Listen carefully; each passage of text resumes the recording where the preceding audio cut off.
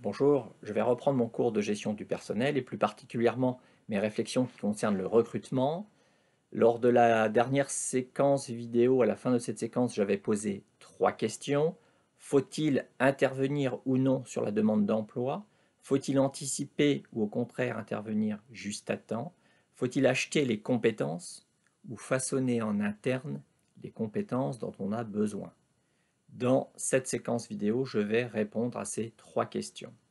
J'en arrive à mon 2.1 en réponse à la première question, laisser venir la demande d'emploi ou agir offensivement. L'enjeu est ici de confronter l'attractivité dans l'entreprise, qui est plus ou moins forte selon les cas, et les possibilités offertes par les marchés du travail. On trouve plusieurs cas de figure. Je vais tout d'abord détailler 2 grands cas de figure. Premier cas de figure, c'est un cas de figure type, c'est une situation type. Plus l'attractivité de l'entreprise est forte, plus il est facile pour elle de capter la demande d'emploi. C'est le cas notamment des grandes entreprises qui vont pouvoir capitaliser sur la notoriété qu'elles ont acquise à partir d'un certain nombre de facteurs, comme par exemple le prestige lié à la marque, les bons résultats économiques ou encore les avantages offerts aux salariés. Prenons quelques exemples d'entreprises, par exemple, qui attirent tout particulièrement les jeunes diplômés. L'Oréal, LVMH, Google. Pour ces entreprises-là, il est facile, très facile, de capter la demande d'emploi du fait de leur bonne attractivité. Autre cas de figure, totalement différent, à contrario, plus les disponibilités en ressources humaines sont faibles, c'est-à-dire plus il est difficile pour l'entreprise de capter la demande d'emploi parce que l'attractivité est moindre, alors là, plus l'entreprise doit mener une politique de communication offensive. Il faut alors investir dans la communication et adopter une démarche marketing. Il y a différentes possibilités qui existent, j'en cite quelques-unes.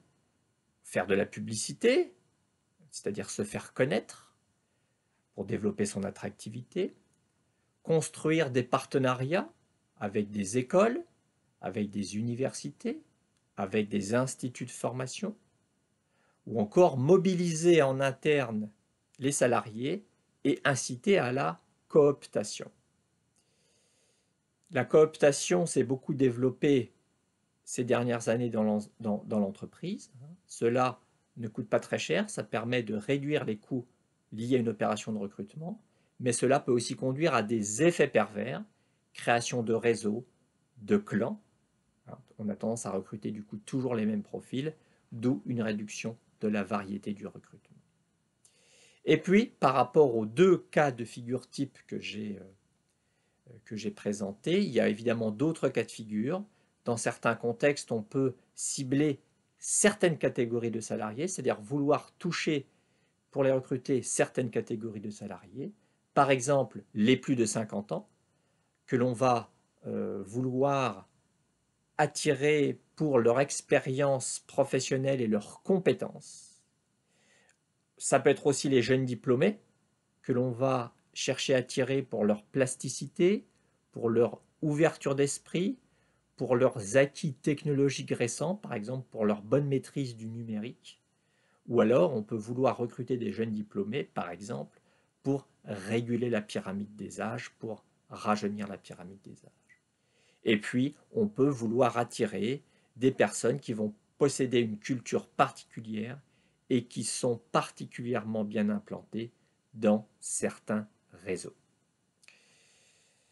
Voilà la réponse à la première question que je posais tout à l'heure. J'en arrive maintenant à la réponse à la deuxième question. J'en arrive à mon 2.2, anticiper ou intervenir juste à temps. Nous pouvons dire qu'une décision ponctuelle de recrutement suffit dans plusieurs cas. Tout d'abord, quand la ressource est abondante. Quand la ressource est abondante, c'est relativement simple, il suffit à l'entreprise de gérer les candidatures spontanées. Il suffit de bien gérer les candidatures spontanées grâce, par exemple, à une CVTech que l'on va se constituer progressivement. Une décision ponctuelle de recrutement suffit également quand les candidats recrutés peuvent rapidement s'adapter aux emplois proposés. Dans ce cas-là, pas de problème, l'adaptation sur le poste de travail va se faire relativement facilement. Et puis, une décision ponctuelle de recrutement suffit quand les entreprises vont disposer de partenaires actifs et efficaces qui vont les aider à répondre à leurs besoins. Ça peut être des cabinets conseils, ça peut être des clubs d'anciens élèves, ça peut être tel ou tel réseau sur lequel l'entreprise va pouvoir s'appuyer pour recruter à un instant T. Et puis, dernier cas de figure, une décision ponctuelle de recrutement suffit quand on opte pour la voie du recrutement progressif, ce qui est de plus en plus fréquemment le cas. Dans ce cas-là, on va utiliser les stages prolongés, on va s'appuyer sur les contrats d'apprentissage ou sur les contrats d'alternance ou sur les contrats aidés financièrement, on va recruter en CDD, on va recruter en intérim. Et ici, l'embauche initiale, elle est provisoire. On va pouvoir tester dans un premier temps le candidat et on va pouvoir le tester progressivement et en situation de travail. C'est cela l'avantage d'opter pour un recrutement progressif. Et du coup, cela a un avantage parce que cela va réduire les risques d'erreur. Puis parfois, il est quand même nécessaire d'avoir une réflexion prévisionnelle. Il est nécessaire de faire de la prospective, d'être dans l'anticipation. Cela a plusieurs avantages d'être dans l'anticipation. Cela permet tout d'abord de réfléchir aux besoins de recrutement de manière globale sur le moyen terme et sur le long terme. Cela permet aussi de diversifier les recrutements parce que si on est trop ancré dans certaines habitudes, on va avoir tendance à recruter toujours les mêmes profils. Une réflexion à long terme, une logique d'anticipation peut permettre à l'entreprise de diversifier ses recrutements. Et puis cela pousse à réfléchir au devenir des emplois et aux besoins futurs. On entre alors dans une logique véritablement prospective. Cette logique prospective, il est indispensable de la déployer quand on cherche à mettre en place une GPEC, une gestion prévisionnelle des emplois et des compétences.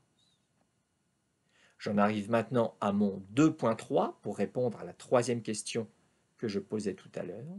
Prévoir ou non des modelages internes des compétences. Un des objectifs du recrutement, c'est d'acquérir en fait des capacités professionnelles.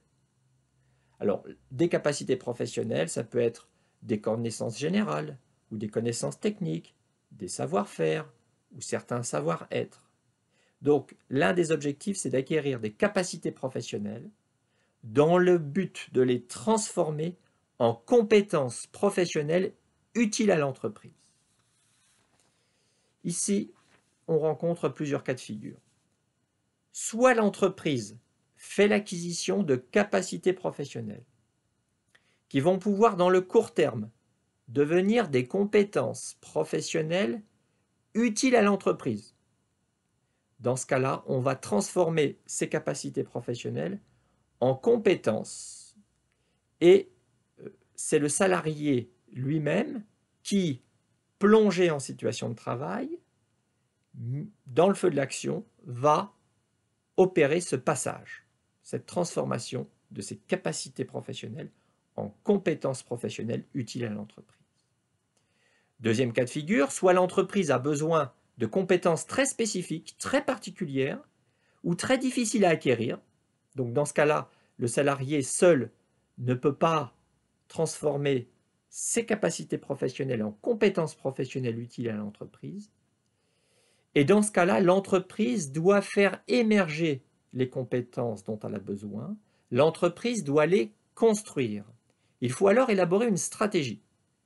Par exemple, en instaurant un système basé sur le tutorat, par exemple en mettant en place un dispositif de formation ad hoc, autre exemple, en bâtissant un système de validation progressif des compétences. Bien évidemment, cela demande d'y réfléchir et cela peut demander un investissement assez lourd. Voilà pour la réponse à la troisième question.